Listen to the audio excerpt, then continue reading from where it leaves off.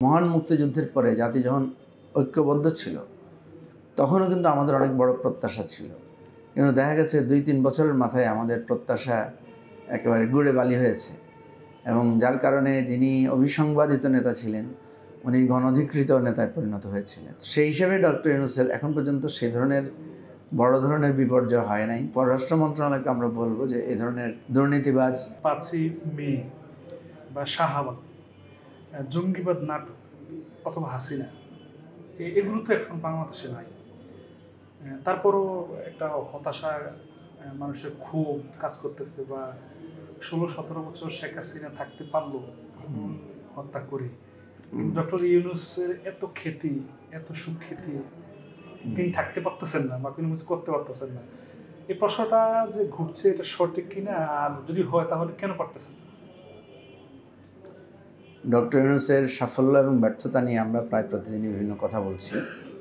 তো এখানে একটা বিষয়, একটা হচ্ছে যে এরকম একটা গণ অভ্যুত্থান এবং এক্সিস্টিং একটা চেপে বসা সরকারের পলায়নের পরে এত বৃহত্তর পলায়ন পৃথিবীর কোথাও হয়েছে কিনা আমার জানা নাই।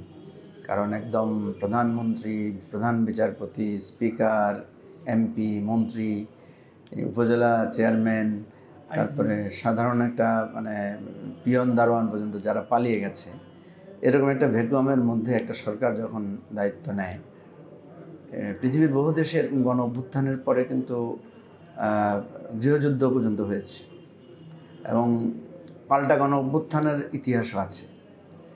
তো সেই হিসাবে আমি মনে করি যে আমরা যদি ইতিবাচক দৃষ্টিকোণ থেকে দেখি তাহলে দেখব এই সরকারের অনেক ইতিবাচক অর্জন আছে।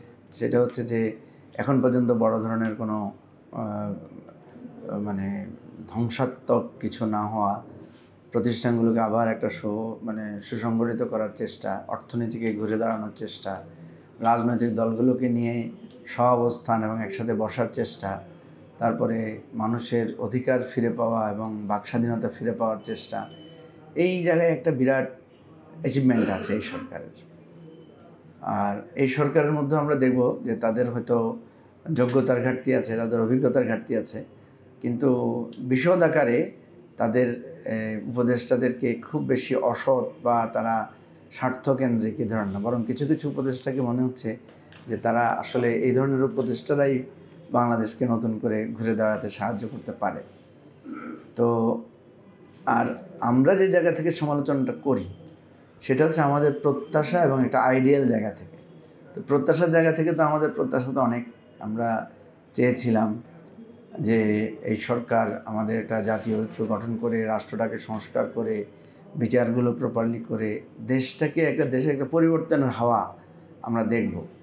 তো এখানে স্বাভাবিকভাবে আমাদের আশা, হতাশা, প্রত্যাশা, প্রাপ্তির একটা মিল অমিল তো থাকেই। সবচেয়ে বড় কথা হচ্ছে দেখেন, মহান মুক্তিযুদ্ধের পরে জাতি যখন ঐক্যবদ্ধ ছিল তখনও কিন্তু আমাদের অনেক বড় প্রত্যাশা ছিল, কিন্তু দেখা গেছে 2-3 বছরের মাথায় আমাদের প্রত্যাশা একেবারে গুড়ে বালি হয়েছে এবং যার কারণে যিনি অবিসংবাদিত নেতা ছিলেন উনি গণধিকৃত নেতায় পরিণত হয়েছিলেন। সেই হিসেবে ডক্টর ইউনূসের এখন পর্যন্ত সেই ধরনের বড় ধরনের বিপর্যয় হয় নাই। এখনও রাজনৈতিক দলগুলো ডক্টর ইউনূস ডাকলে ওনার ডাকে সাড়া দেন, সহযোগিতার মনোভাব থাকে। আমরা সমালোচনা করছি, কিন্তু যখনই উনি সহযোগিতা চাচ্ছেন তখন আমরা সহযোগিতা দেওয়ার চেষ্টা করছি।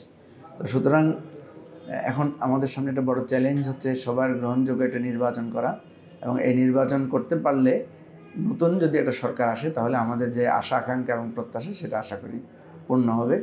এবং পরবর্তী সরকার যখন কাজ করবে তখন ডক্টর ইউনূসের রেজিমটা কেমন ছিল, ওনার সময় সুশাসন কেমন ছিল, কতটুকু উন্নত হয়েছে, ওনার সময় নিরপেক্ষতা কতটুকু ছিল, ওনার সময় অর্থনৈতিক ব্যবস্থার কতটুকু অগ্রগতি আমরা দেখেছি, সে বিষয়গুলো হয়তো আমরা মূল্যায়ন করতে পারবো।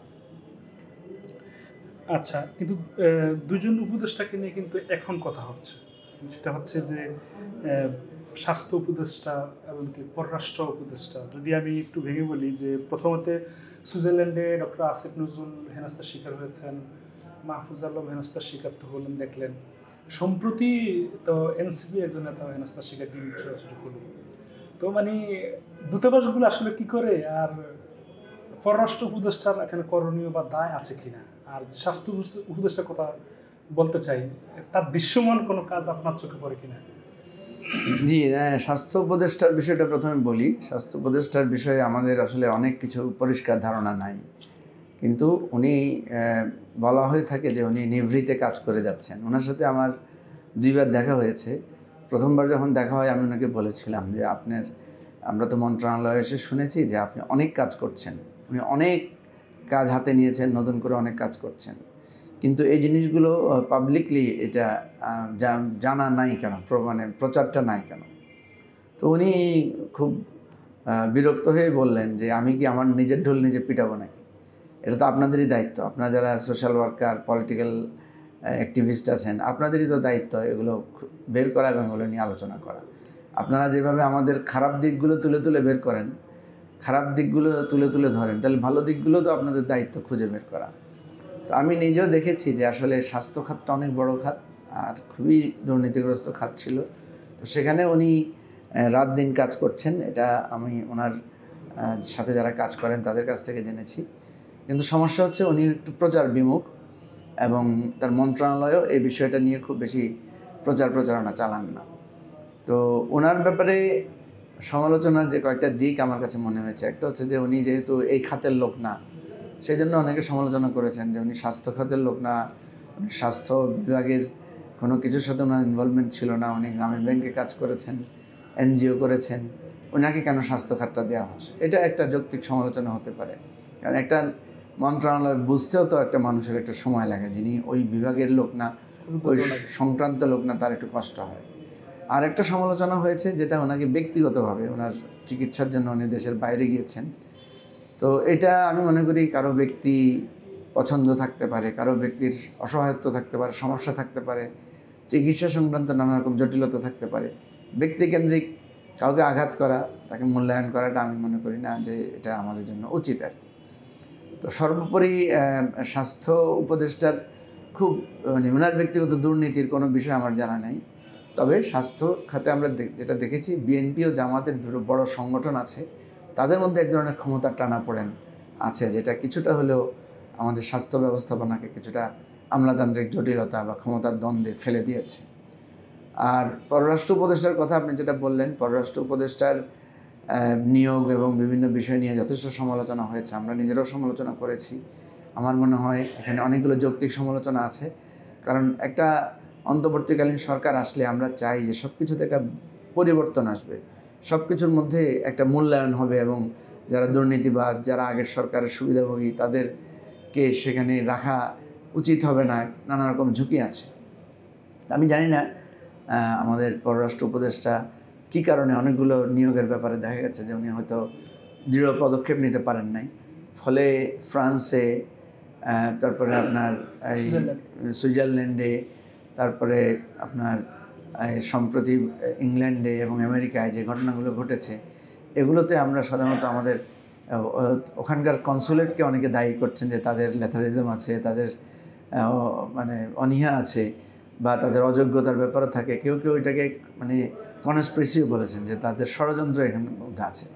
তো যে কোনো কিছুই আমি মনে করি তদন্ত ছাড়া একেবারে স্পেসিফিক বলা অত্যন্ত কঠিন।